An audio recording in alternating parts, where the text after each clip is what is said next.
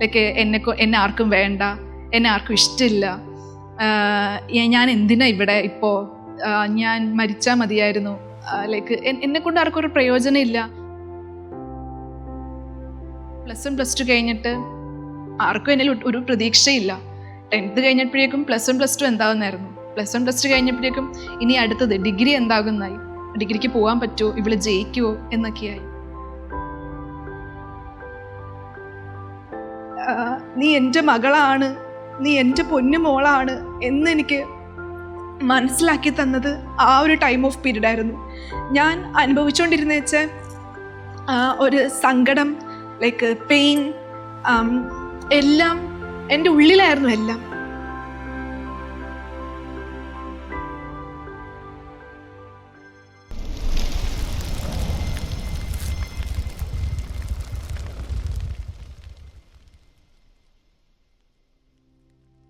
Praise God.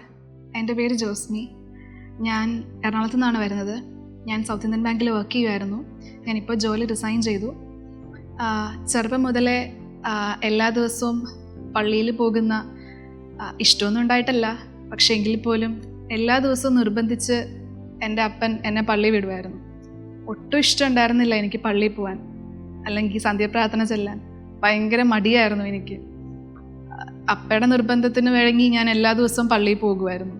എല്ലാ ദിവസവും പ്രാർത്ഥന ചെല്ലുമ്പോൾ മുട്ടുകുത്ത് നിൽക്കുമായിരുന്നു. അല്ലെങ്കിൽ എല്ലാ ദിവസവും നമ്മൾ എല്ലാ പണിയും ചെയ്യണം വീട്ടിൽ. അങ്ങനെയായിരുന്നു. ഒരു ദിവസം അവധി കിട്ടിയിട്ടുണ്ടെങ്കിൽ ഞാൻ വീടൊക്കെ മുറ്റമൊക്കെ അടിച്ചു വരണം, പെരയൊക്കെ അടിച്ചിടണം. അങ്ങനെയായിരുന്നു. എനിക്കൊന്നും ഇഷ്ടമുണ്ടായിരുന്നില്ല ഇതൊന്നും ചെയ്യാനായിട്ട്. പക്ഷെ എങ്കിൽ പോലും അപ്പയുടെ ഒരു നിർബന്ധത്തിന് വഴങ്ങി കുറേ ഇഷ്ടമല്ലാഞ്ഞിട്ടാണെങ്കിൽ പോലും ഞാൻ അതൊക്കെ എങ്ങനെയെങ്കിലുമൊക്കെ ഒന്ന് ചെയ്യുമായിരുന്നു. അങ്ങനെ ഒന്നായിരുന്നു വിശുദ്ധ കുർബാനയും എൻ്റെ പ്രാർത്ഥനാ ജീവിതം ഒക്കെ. അങ്ങനെ കടന്നു പോകുന്നു എന്നുള്ള രീതിയിലായിരുന്നു. കുറേ നാൾ കഴിഞ്ഞിട്ട് എൻ്റെ ലൈഫിലേക്ക് എന്നെ മാറ്റിയ ഒരു കാര്യം, അല്ലെങ്കിൽ ഈശോയിലേക്ക് എന്നെ അടുപ്പിച്ച ഒരു കാര്യം എന്ന് പറയുന്നത് വിശുദ്ധ കുർബാന തന്നെയാണ്. എന്നെ ആർക്കും വേണ്ട, അല്ലെങ്കിൽ എന്നെക്കൊണ്ടൊരു വാല്യൂ ഇല്ല, അല്ലെങ്കിൽ ഞാൻ ഒട്ടും കൊള്ളില്ല, എനിക്കൊരു അർഹതയും ഇല്ല എന്നൊക്കെയായിരുന്നു. അങ്ങനെയുള്ള കുറേ ചിന്തകളായിരുന്നു എൻ്റെ മനസ്സിൽ എപ്പോഴും. ഞാൻ ഭയങ്കര ഓവർ തിങ്കിങ് ആയിരുന്നു. ലൈക്ക് എന്നെ ആർക്കും വേണ്ട, എന്നെ ആർക്കും ഇഷ്ടമില്ല, ഞാൻ എന്തിനാ ഇവിടെ ഇപ്പോൾ, ഞാൻ മരിച്ചാൽ മതിയായിരുന്നു, ലൈക്ക് എന്നെക്കൊണ്ട് ആർക്കും ഒരു പ്രയോജനം ഇല്ല. അങ്ങനത്തെയൊക്കെയുള്ള കുറേ തിങ്കിങ്, അങ്ങനത്തെ കുറേ തോട്ട്സ് ആയിരുന്നു എൻ്റെ ഉള്ളിലുണ്ടായിരുന്നത്.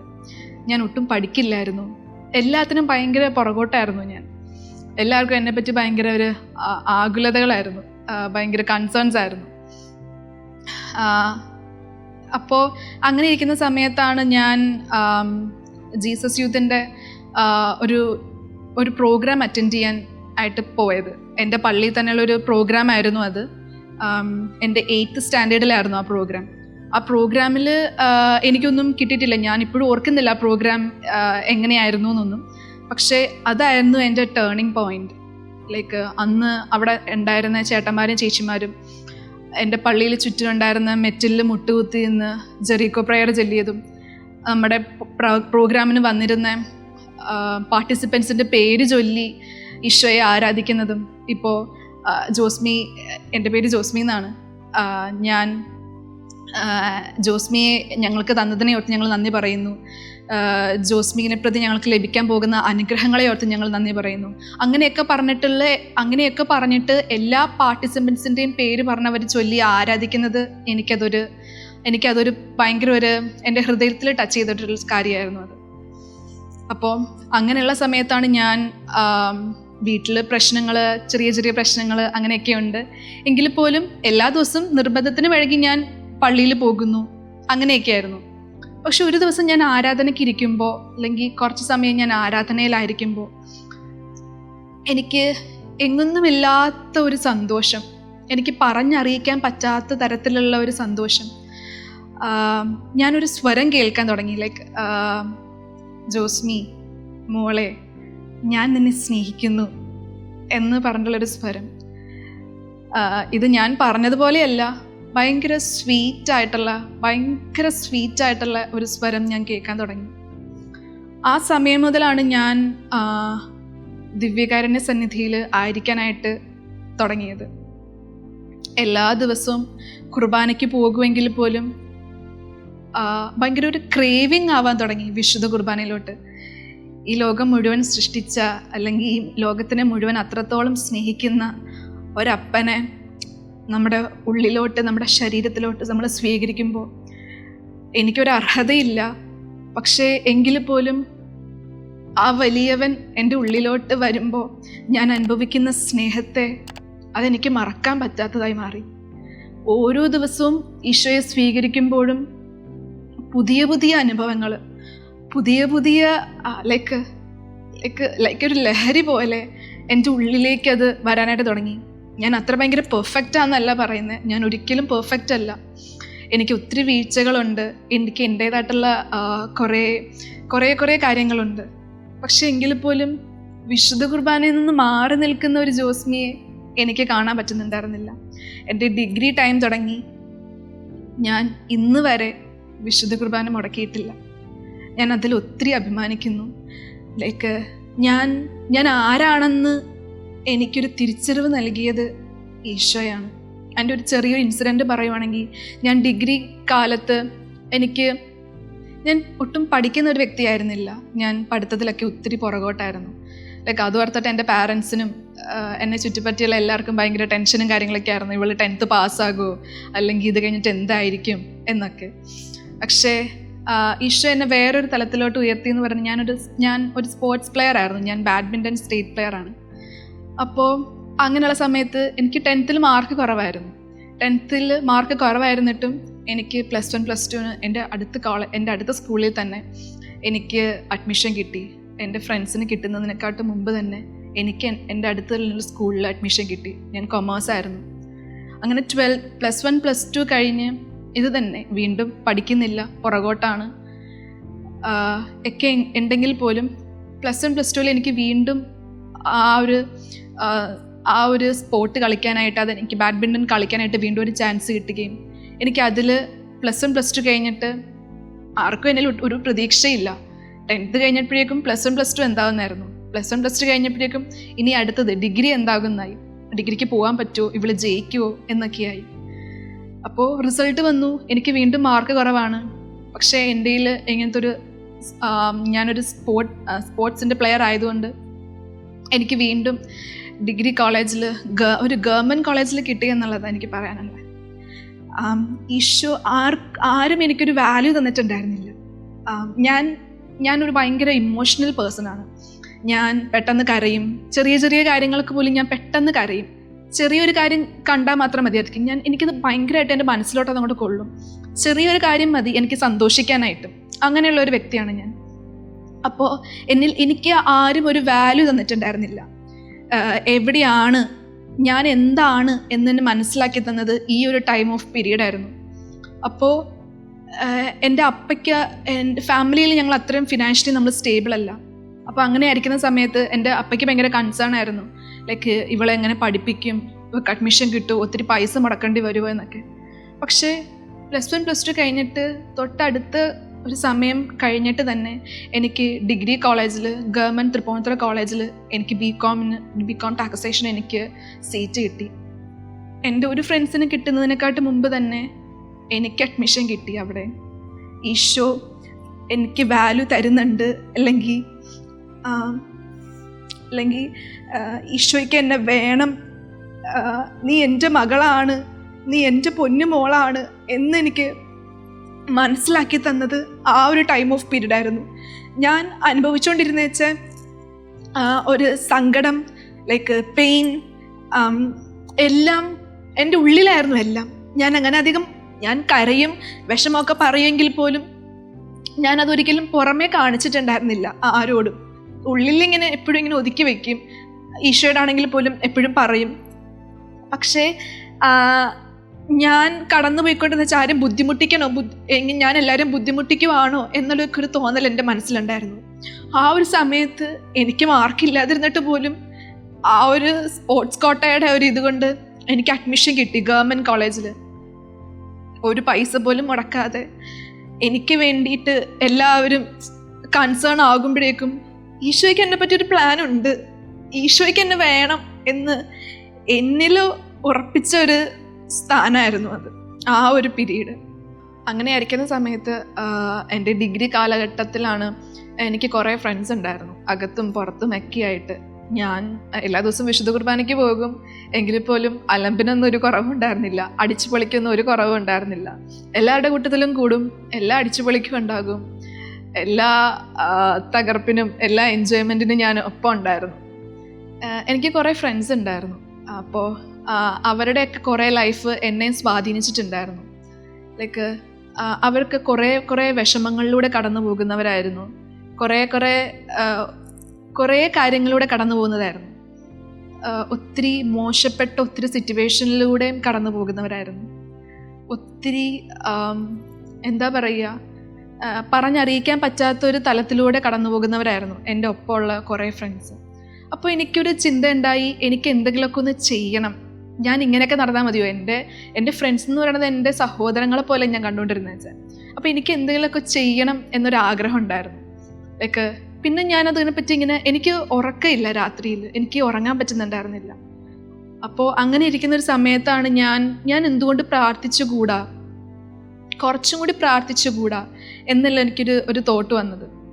അങ്ങനെ ഞാൻ ഗ്രാജുവലി ഒരു ദിവസം, ഞാൻ ഇപ്പോഴും ഓർക്കുന്നുണ്ട്, എനിക്കൊരു ദിവസം അവധി കിട്ടി, ഒരു സാറ്റർഡേ എനിക്കൊരു അവധി കിട്ടിയപ്പോഴേക്കും ഞാൻ സുഹൃത ജോബൊക്കെ ചൊല്ലി എൻ്റെ വീടിൻ്റെ മുറ്റത്തുണ്ടായിരുന്ന കുറേ വലിയ മെറ്റിലൊക്കെ ഞാൻ പെറുക്കി, മെറ്റിൽ പീസസ്. അപ്പോൾ അതങ്ങനെ പെറുക്കി ഞാൻ ഈശോയുടെ മുമ്പിൽ കൊണ്ട് വെച്ചു. എന്നിട്ട് ഞാൻ പിന്നെ വീണ്ടും ഞാൻ പ്രാർത്ഥിക്കാൻ തുടങ്ങി, ഞാൻ ജപമാല ചൊല്ലാൻ തുടങ്ങി. അപ്പോൾ അതങ്ങനെ എൻ്റെ അവധി ദിവസങ്ങളിൽ ഒരു ആരും ഇല്ലാതിരുന്ന സമയത്തുള്ളൊരു ഇതായിരുന്നു, ഈശോയുടെ മുമ്പിൽ വെച്ച് ഞാൻ മെറ്റിലിൽ ഇരുന്ന് പ്രാർത്ഥിക്കുന്നത്. അത് കഴിഞ്ഞിട്ട് എനിക്ക് വീണ്ടും ഒരു തോട്ടുണ്ടായി, ഇത് മതിയോ? അല്ലെങ്കിൽ ഈ ഒരു അവധി ദിവസം മാത്രം, ഈ ഹോളിഡേയ്സിൽ മാത്രമേ എനിക്ക് പ്രാർത്ഥിച്ചാൽ മതിയോ? പിന്നെ എനിക്കൊരു തോട്ടുണ്ടായി, ഞാൻ എന്തുകൊണ്ട് രാവിലെ എഴുന്നേറ്റ് കൂടാ? ഞാൻ എൻ്റെ ഡിഗ്രി ടൈമിൽ മുഴുവനും ഈ ഒരു തോട്ട് വന്നത് കഴിഞ്ഞിട്ട് ഞാൻ രാവിലെ 3 മണിക്ക് അതിരാവിലെ 3 മണിക്ക് എഴുന്നേറ്റിരുന്ന് പ്രാർത്ഥിക്കാൻ തുടങ്ങി. ഒരു ചെറിയ ഈശോയുടെ ഒരു രൂപമുണ്ട്, ഒരു ക്രൂശിത രൂപമുണ്ട്, ഒരു ചെറിയ ഒരു ക്യാൻഡിൽ കത്തിക്കും ഞാൻ. അത് കഴിഞ്ഞിട്ട് പിന്നെ ആദ്യം അത് ഡിവൈൻ കരുണക്കൊന്തയായിരുന്നു, പിന്നെ അത് ജപമാലയായി, പിന്നെ അത് 150ഓളം വിശ്വാസ പ്രമാണമായി, മനസ്സാപ്രകരണമായി. അങ്ങനെ കുറേ കൂടി പ്രാർത്ഥിക്കാൻ കഴിയുന്ന ഒരു ടൈമായിരുന്നു അത് എന്നെ തന്നെ ഒത്തിരി മാറ്റി എന്ന് വേണം പറയാൻ, എന്നെ തന്നെ ഈശോയിലേക്ക് ഒത്തിരി അടുപ്പിച്ചു എന്ന് വേണം പറയാൻ. അപ്പോൾ അങ്ങനെ ഇരിക്കുന്ന ഒരു സമയത്ത് അവരുടെയൊക്കെ ഒരു സന്തോഷം കാണാനും അല്ലെങ്കിൽ എന്തെന്നില്ലാത്ത ഒരു സ്നേഹത്തിലായിരിക്കാനും ഒക്കെ എനിക്ക് പറ്റുന്നുണ്ടായിരുന്നു. അത് എന്നെ ഒത്തിരി എന്നെ ഒത്തിരി അടുപ്പിച്ച ഒരു സാധനമായിരുന്നു, ഈശോയിലേക്ക് എന്നെ ഒത്തിരി ആകർഷിച്ച ഒരു സാധനമായിരുന്നു. ഞാൻ ഒരിക്കലും പ്രതീക്ഷിച്ചില്ല ഡിഗ്രി കഴിഞ്ഞിട്ട് ഞാനൊരു ജോലിയിലോട്ട് കയറുന്നു. ഞാൻ BCom ആണ് പഠിച്ചതെങ്കിലും എനിക്ക് ഒട്ടും ഇഷ്ടമില്ലാത്തൊരു സെക്ടറായിരുന്നു ബാങ്കിങ് എനിക്ക് ഇഷ്ടമില്ലായിരുന്നു. പക്ഷേ നമുക്ക് എന്താണോ നമ്മൾ വിചാരിക്കുന്നതല്ലല്ലോ. ചിലപ്പോൾ ഞാനൊരു ഫ്ലവറേ കാണുന്നുണ്ടാവത്തുള്ളൂ, പക്ഷേ ഈശോ എനിക്ക് തരുന്നത് ഒരു ഗാർഡനാണ്. ഞാൻ ആ ഒരു ഫ്ലവറിലോട്ട് നോക്കി മാത്രമേ ഫോക്കസ് ചെയ്യാറുള്ളൂ, പക്ഷേ ഈശോ എനിക്ക് ഒരുക്കി വെച്ചിരിക്കുന്ന ഗാർഡനിലോട്ട് ഞാൻ ഒരിക്കലും ഞാൻ നോക്കാനായിട്ട് അങ്ങോട്ട് ചെന്നിട്ടില്ല. പക്ഷെ അത് കഴിഞ്ഞിട്ടാണ് ഞാൻ അറിയുന്നത് ഈശോയ്ക്ക് ഞാൻ എത്ര വാല്യുബിൾ ആണ് എന്ന് ഞാൻ അറിയുന്നത്. ഡിഗ്രി സമയം കഴിഞ്ഞ് ഞാൻ ഒരിക്കലും വിചാരിച്ചില്ല എനിക്കൊരു ജോലി കിട്ടുന്നു. ഡിഗ്രി കഴിഞ്ഞ് കുറച്ച് നാൾ കഴിഞ്ഞപ്പോൾ തന്നെ ഞാൻ ഒരു ബാങ്കിൽ തന്നെ, CSB ബാങ്കിൽ തന്നെ എനിക്ക് ജോലി ചെയ്യാനായിട്ട് പറ്റി. 2.5 വർഷത്തോളം ഞാൻ അവിടെ ജോലി ചെയ്തു.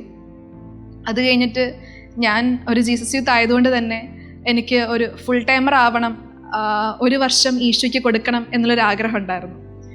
അങ്ങനെ ഞാനതെൻ്റെ ഡിഗ്രി കാലഘട്ടം കഴിഞ്ഞ സമയം തുടങ്ങി ഞാൻ നോക്കുന്നൊരു കാര്യമായിരുന്നു. പക്ഷേ കുറേ പ്രതിസന്ധികളിൽ കൊണ്ട് എനിക്കത് ചെയ്യാൻ പറ്റിയില്ല. പക്ഷേ എൻ്റെ ജോലിയിലായിരുന്ന സമയത്ത് ഞാൻ എൻ്റെ 25ാമത്തെ വയസ്സിലാണ് ഞാൻ ഫുൾ ടൈമർഷിപ്പിന് പോകുന്നത്. ഞാനായിരുന്നു എൻ്റെ ബാച്ചിലെ ഏറ്റവും മൂത്ത കുട്ടി. ഞാൻ 32nd ബാച്ച് ഫുൾ ടൈമറാണ്. എൻ്റെ മിഷൻ ബേസ് കർണാടകയായിരുന്നു. കർണാടക കൗൺസിലിന് വേണ്ടിയിട്ടാണ് ഞാൻ ഫുൾ ടൈമറായത്. ഈ ഒരു 1 ഇയർ എന്ന് പറയണത് എന്നെ തന്നെ ബിൽഡ് ചെയ്യാനായിട്ട്, എന്നെ തന്നെ കുറച്ചും കൂടി ഫോക്കസ് ചെയ്യാൻ, ഈശോ എന്താണ് എന്നിലൂടെ ആഗ്രഹിക്കുന്നത് എന്ന് മനസ്സിലാക്കാനായിട്ട് എനിക്ക് പറ്റിയിട്ടുള്ള കുറേ നാളുകളായിരുന്നു. ഞാൻ തീർത്തും ഒറ്റപ്പെട്ടു പോയ, തീർത്തും ഈശോയിൽ മാത്രം ശരണപ്പെടുക എന്ന് പറയില്ലേ, അത് മാത്രം സംഭവിച്ച ഒരു കുറേ നാളുകളായിരുന്നു. കുറേ അബദ്ധങ്ങൾ പറ്റിയിട്ടുണ്ട്, കുറേ പോരായ്മകളുണ്ടായിരുന്നു ആ 1 ഇയറിൽ. പക്ഷേ ആ ഒരു 1 ഇയർ ഒരിക്കലും എൻ്റെ ജീവിതത്തിൽ മറക്കാൻ പറ്റാത്ത ഒരു അനുഭവമാക്കി മാറ്റി. അത് കഴിഞ്ഞിട്ട് ഞാൻ വീണ്ടും തിരിച്ചെത്തി. ഞാൻ വീണ്ടും ഒരു ബാങ്കിൽ കയറി. സൗത്ത് ഇന്ത്യൻ ബാങ്കിലായിരുന്നു ഞാൻ. ഒരു 1 ഇയറോളം ഞാൻ അവിടെ നിന്നു. ഇപ്പോഴേ വീണ്ടും ഞാൻ റിസൈൻ ചെയ്തു. എന്തുകൊണ്ടാണ് ഞാൻ റിസൈൻ ചെയ്തതെന്ന് എല്ലാവരും എന്നോട് ചോദിച്ചു. ഫുൾ ടൈംഷിപ്പിന് പോയപ്പോഴും എന്നോട് ചോദിച്ചത്, മണ്ടത്തരമല്ലേ, വേസ്റ്റാക്കി കളയുമല്ലേ, 1 ഇയർ നീ വേസ്റ്റാക്കി കളയുമല്ലേ, നീ നിൻ്റെ ടൈം എടുക്ക്, ഇത് നിൻ്റെ ജീവിതമാണ്, 1 ഇയറാണ്. എല്ലാവരും കുറ്റപ്പെടുത്തി, എല്ലാവരും ഒറ്റപ്പെടുത്തി, ആരും കൂടെ ഉണ്ടായിരുന്നില്ല. അത് തന്നെയാണ് ഇപ്പോഴും സംഭവിച്ചത്. ഈ ഒരു ജോലി ഞാൻ കയറി റിസൈൻ ചെയ്തപ്പോഴേക്കും ഈശോ എന്നിലൂടെ ആഗ്രഹിക്കുന്ന ഒരു കാര്യത്തിന് വേണ്ടിയിട്ട് ഞാനും ഒരുങ്ങുവാണ്. എൻ്റെ ഹൃദയം കൊണ്ടും മനസ്സുകൊണ്ടും എൻ്റെ ചിന്തകൾ കൊണ്ടും എൻ്റെ സന്തോഷങ്ങളും കുറവുകളും എല്ലാം കൊണ്ട് അതിലേക്ക് മാത്രമായിട്ട് നിലനിൽക്കാനായിട്ട്, വേറെ ആരെയും നോക്കിക്കൊണ്ടല്ല, ക്രിസ്തുവിനെ മാത്രം നോക്കിക്കൊണ്ടാണ് എല്ലാം ചെയ്യാനായിട്ട് ശ്രമിക്കുന്നത്.